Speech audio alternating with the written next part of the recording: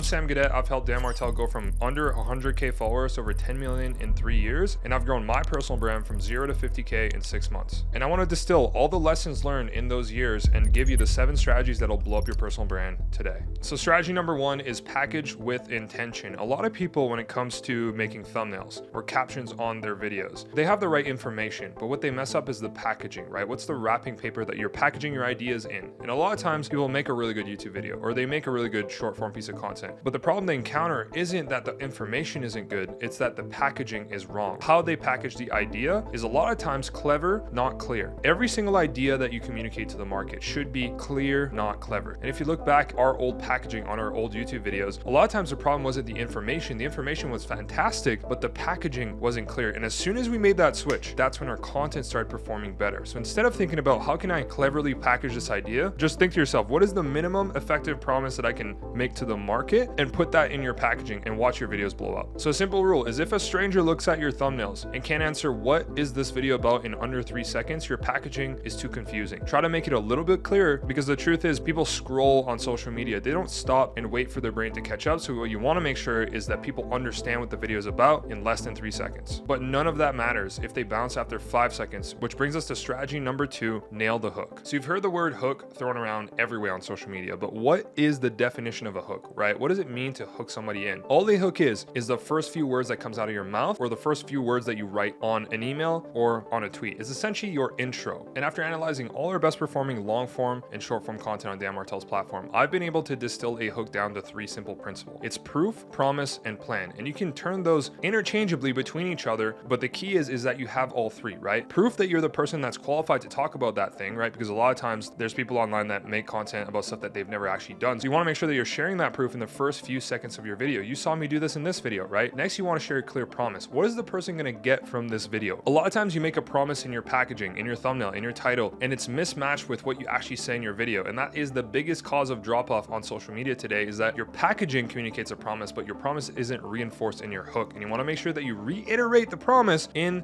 the hook of your video. And the last part is a plan. You want to make sure that you communicate the plan that you're going to take your viewer through. An example of that is the promise of this video is I'm going to help you blow up on social media. Yes, but the plan that I'm currently taking you through is the 7 strategies to blow up your personal brand. And that plan I put on screen at the start of this video so that it would make you curious about what's going to come in the video. And that is the key to hook people in your videos. You need to share who you are, what they're going to get, and how you're going to deliver on that promise, also known as proof, promise, plan. And you could have the best hook, but if your content sucks, nobody's actually going to stay and watch till the end, which brings us to strategy number 3, share novel, non-obvious concepts. This is where most creators get blocked. They make really good packaging, then they make a really good hook for their video, but then the information that they share in their content is just AI slop bullshit that they've heard everywhere else. And how you solve that is you share novel, non-obvious concepts. Your job isn't to share new things, right? Everything has already been said. But how you share novel, non-obvious concepts, you make old things sound new. You make old strategies, old tactics, old things that have worked for hundreds of years sound new. How do you do that? It's by sharing this little thing called unique mechanism. What a unique mechanism is taking a bunch of words that sound familiar and putting them together and making it a familiar but unknown term that tends to make people lean in. It's an example in itself, right? Unique mechanisms is a unique mechanism, right? Because I said those 2 terms, you understand those 2 words, but put together created curiosity for you, right? Another example for Dan is whenever we share this thing called the 10-80-10 rule, that is a unique mechanism that he uses in his content that makes people lean in, that then piques curiosity, that makes old information, as in,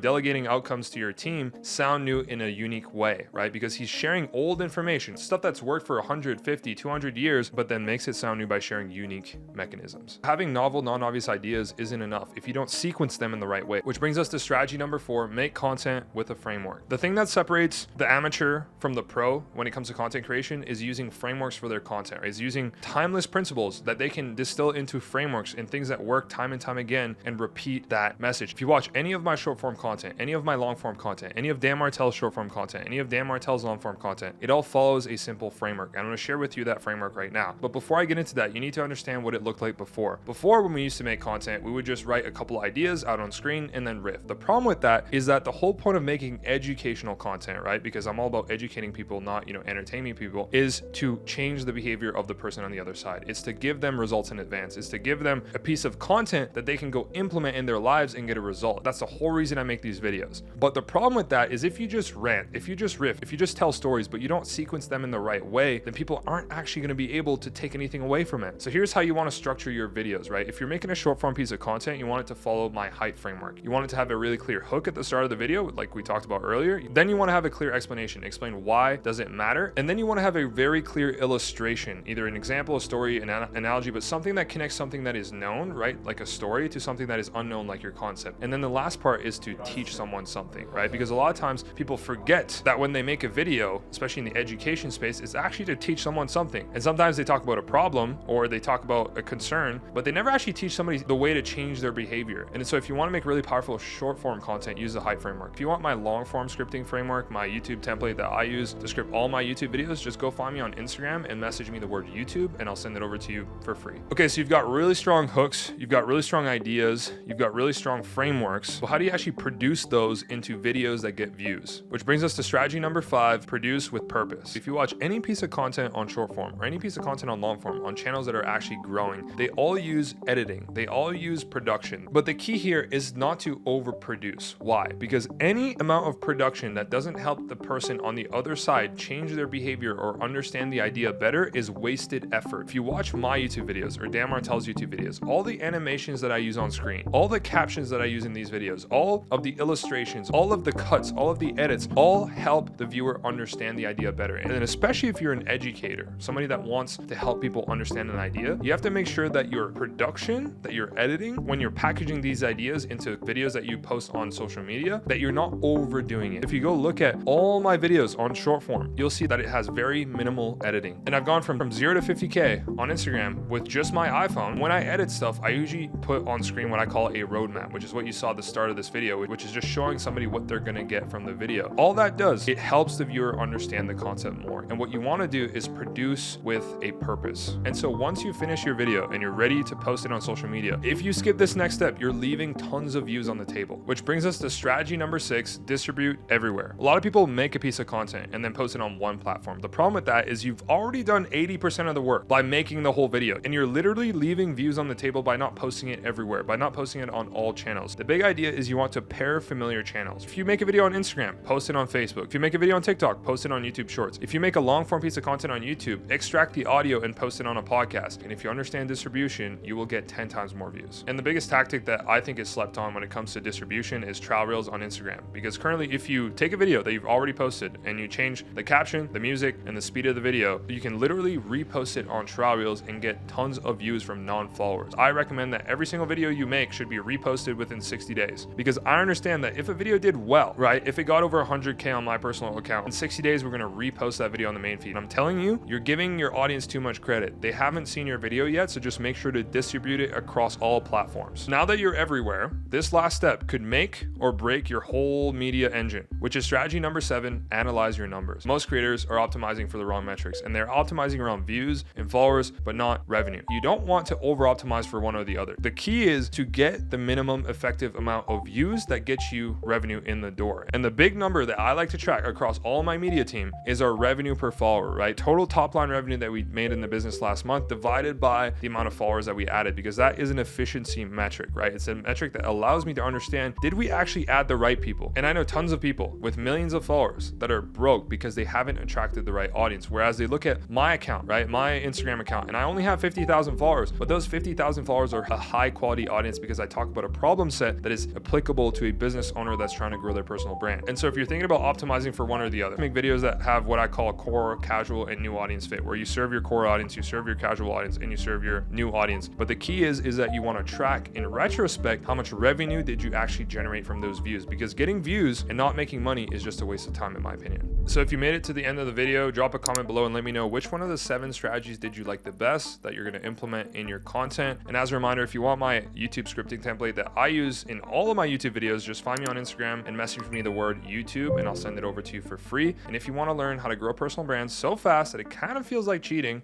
click here.